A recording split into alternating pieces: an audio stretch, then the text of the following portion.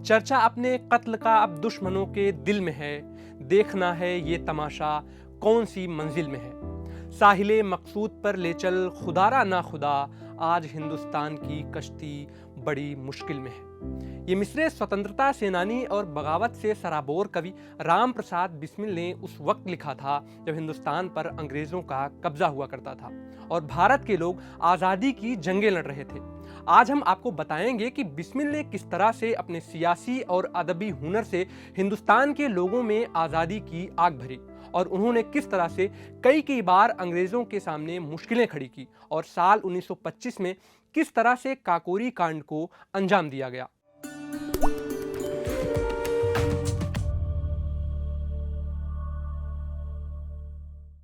आदाब, नमस्कार, मैं साकिब। अल्फाज के इस एपिसोड में आज बात क्रांतिकारी कवि राम प्रसाद बिस्मिल की, लेकिन उससे पहले एक अपील। अगर आप गैर जरूरी खबरों के शोर में ऐसे जरूरी जज्बात सुनना चाहते हैं, जिंदगी को संवारने वाले साहित्य और अदब का संग चाहते हैं, तो द क्विंट के मेंबर बनिए। इसके लिए वीडियो के डिस्क्रिप्शन में दिए गए लिंक पर क्लिक करें। 11 जून 1897 को उत्तर प्रदेश के शाहजहांपुर में जन्मे हिंदुस्तान के सबसे चर्चित और सम्मानित स्वतंत्रता सेनानियों में से एक राम प्रसाद बिस्मिल अपने इंकलाबी लहजे के अलावा साहित्य और अदबी हुनर के लिए पहचाने जाते हैं। राजपूत तोमर परिवार में जन्मे बिस्मिल को कई जुबानों का इल्म था। उन्होंने अपने पिता से हिंदी और पास में रहने वाले एक मौलवी से उर्दू सीखी थी। वो हिंदी और उर्दू जबान में अज्ञात, राम और बिस्मिल जैसे कई नामों से लिखते रहे, जिसमें से उनका बिस्मिल पिन नेम सबसे ज्यादा मशहूर हुआ। दुनिया से गुलामी का मैं नाम मिटा दूंगा, एक बार जमाने को आज़ाद बना दूंगा। बेचारे गरीबों से नफरत है जिन्हें एक दिन मैं उनकी अमीरी को मिट्टी में मिला दूंगा।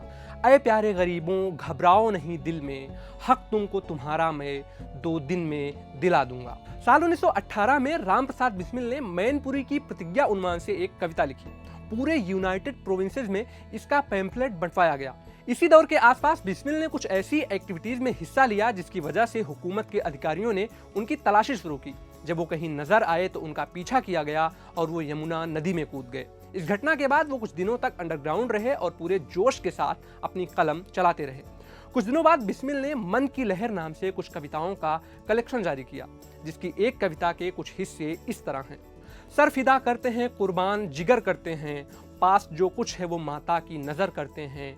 खाना वीरान कहाँ देखिए घर करते हैं, खुश रहो अहले वतन हम तो सफर करते हैं, जाके आबाद करेंगे किसी वीराने को। फरवरी 1920 में जब मैनपुरी षड्यंत्र मामले के सभी कैदियों को रिहा किया गया तो बिस्मिल अपने घर शाहजहांपुर लौटे।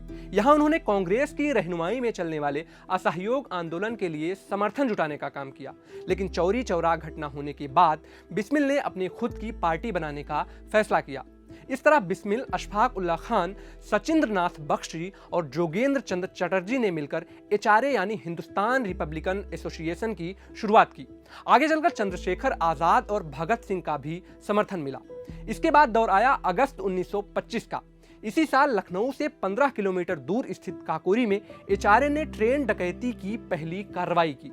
शाहजहांपुर और लखनऊ के बीच एक ट्रेन चलती थी जिसमें अक्सर लखनऊ से ब्रिटिश राजकोष में जमा किए जाने वाले ट्रेजरी बैग जाते थे।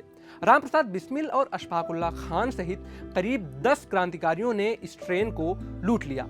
इनका मानना था कि यह पैसा वैसे भी हिंदुस्तानियों का है और इसको लूटकर आज़ादी के लिए की जा रही गतिविधियों को वित्त पोषित करने के काम में लाया जाएगा। ट्रेन से 4600 रुपए के ट्रेजरी बैग लूटकर वो लखनऊ भाग गए। हालांकि इस वारदात से अंग्रेजी हुकूमत बेहद नाराज हुई और इसमें शामिल क्रांतिकारियों को गिरफ्तार कर लिया गया। 18 महीने के लंबे ट्रायल के बाद 19 दिसंबर 1927 को राम प्रसाद बिस्मिल, अशफाक उल्लाह खान और राजेंद्र नाथ लाहिड़ी को अंग्रेजी हुकूमत ने मौत की सजा सुनाई। राम प्रसाद बिस्मिल इस दौर में क्या सोच रहे थे और लोगों से क्या अपील करना चाहते थे, वो उनकी आखिरी कविता में नजर आता है। मिट गया जब मिटने वाला, फिर सलाम आया तो क्या, दिल की बर्बादी के बाद उनका पयाम आया तो क्या, मिट गई जब सब उम्मीदें, मिट गया जब सब ख्याल, उस घड़ी गर नामवर लेकर पयाम आया तो क्या, ऐ दिले नादान मिट जा तू भी कुएं यार में, फिर मेरी नाकामियों के बाद काम आया तो क्या। राम प्रसाद बिस्मिल को अंग्रेजी हुकूमत ने भले ही फांसी की सजा देकर उनकी सांसें रोक दी, लेकिन उनके कलम और जुबान से निकले अल्फाज, उनकी कविताएं विरासत की तरह आज भी जिंदा हैं। ये कविताएं न सिर्फ हिंदुस्तानियों को आज़ादी की लड़ाई में शामिल होने के लिए हौसला दी, बल्कि इससे सामाजिक असर भी पड़ा। जो लोग गरीबों पर करते हैं सितम ना हक, गर्दम है मेरा कायम गिन गिन के सजा दूंगा, हिम्मत को जरा बांधो डरते हो गरीबों क्यों, शैतानी किले में अब मैं आग लगा दूंगा, बंदे हैं खुदा के सब हम सब ही बराबर हैं, जर और मुफलिसी का झगड़ा ही मिटा दूंगा। राम प्रसाद बिस्मिल और अशफाक उल्लाह खान के बीच गहरी दोस्ती थी। वो नफरत से झुलस रहे मौजूदा हिंदुस्तान के लिए सद्भाव का एक दस्तखत हैं। फांसी से ठीक पहले लिखे अपने आखिरी खत में राम प्रसाद बिस्मिल ने वतन के लिए हिंदू मुस्लिम एकता की पुकार की थी। इस खत में वो लिखते हैं, अगर अशफाक जैसा समर्पित मुसलमान क्रांतिकारी आंदोलन में राम प्रसाद जैसे आर्य समाज का दाहिना हाथ हो सकता है, तो अन्य हिंदू और मुसलमान अपने तुच्छ स्वार्थों को भूलकर एक क्यों नहीं हो सकते। देशवासियों से मेरी एक गुजारिश है कि अगर उन्हें हमारे मरने का रत्ती भर भी दुख है, तो वो किसी तरह से हिंदू मुस्लिम एकता बनाए रखें। यही हमारी ख्वाहिश है और यही हमारा स्मारक हो सकता है।